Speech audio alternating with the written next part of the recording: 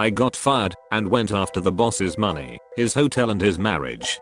Back when I still was in university, I used to work for a hotel to make ends meet. When I started, the hotel very urgently needed new personnel. So I cut a deal with the old owner about getting to choose and pick shifts so I could visit my courses and exams. Speaking some extra foreign languages, I also got a little bonus each month on top. The old owner was a great guy. He owned multiple hotels, so I rarely saw him.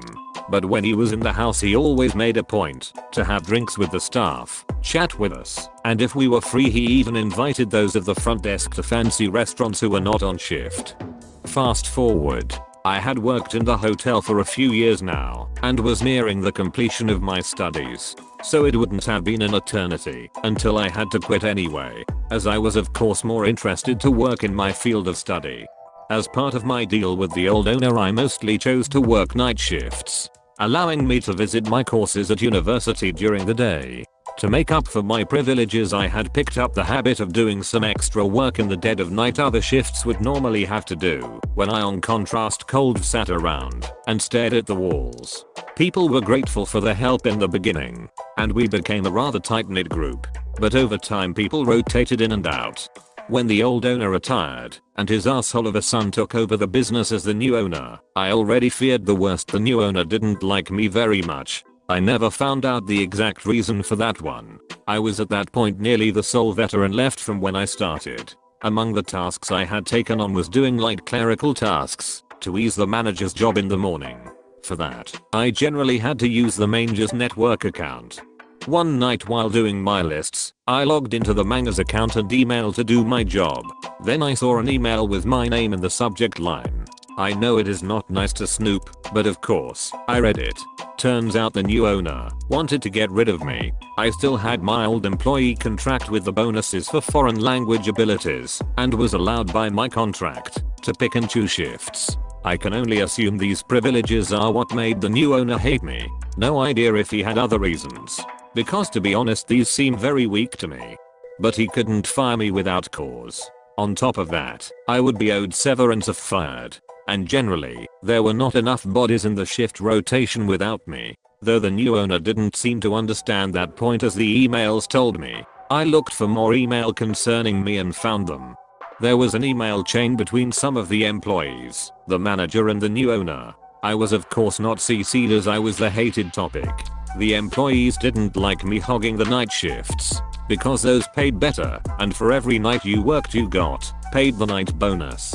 The manager was the only one rather neutral on the matter and just curbed their enthusiasm to get rid of me, as they needed me to be fully staffed. The new owner and my colleagues actively conspired to make a hostile work environment so I would quit of my own volition.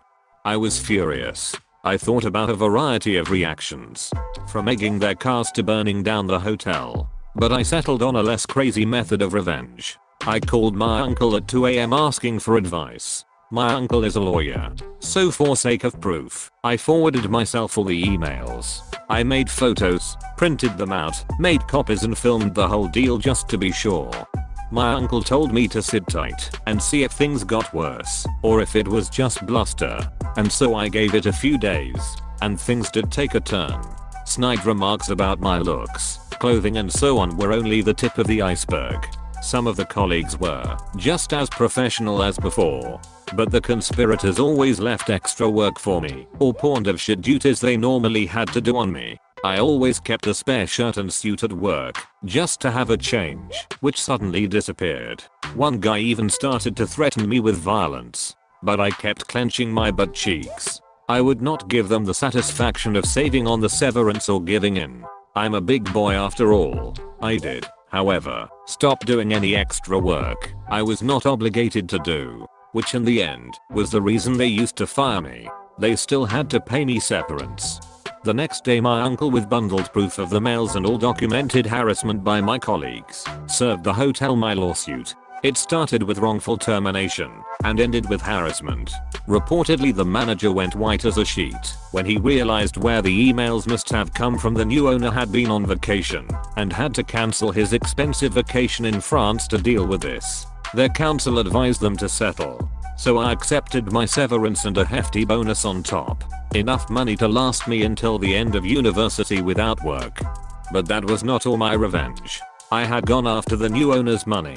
But in the next step, I went after the hotel. I had used all the spare time during night shifts alone to document every last violation of city, county, district, state and federal law I could find.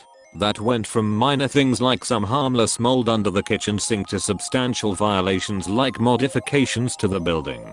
The building was under a limited form of historical protection by federal law, on the ground of being built and inhabited by somewhat important historical figures a few hundred years back. So every renovation or change in floor plans needs to be signed off on by a committee, which can take ages. There is also a grant paid to the new owner by the government for keeping the building intact as is.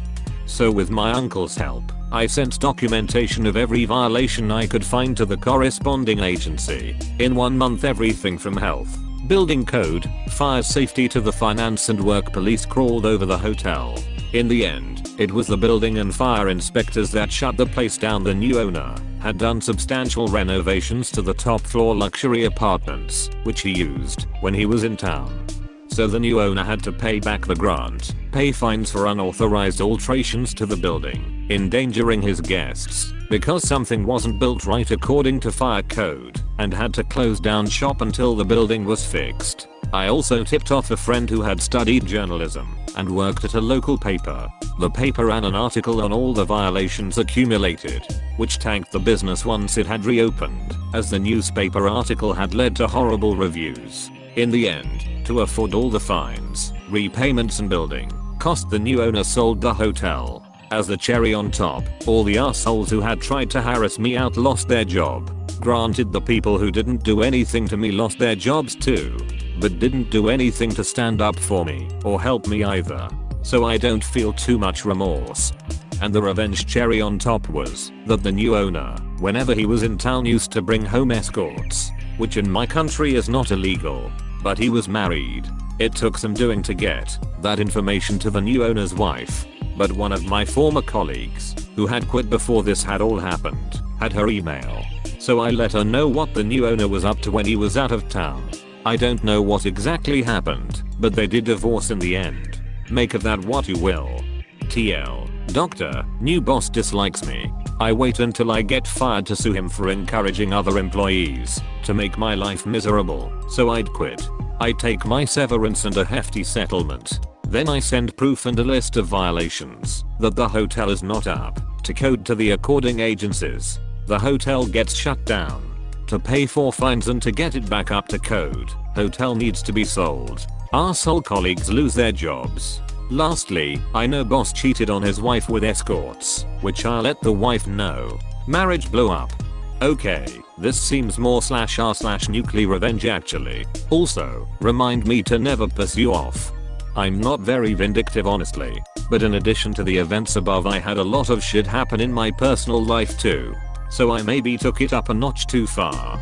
I don't see it like that, Opus. All the things you did were things that needed to be said. Especially with the policy violations.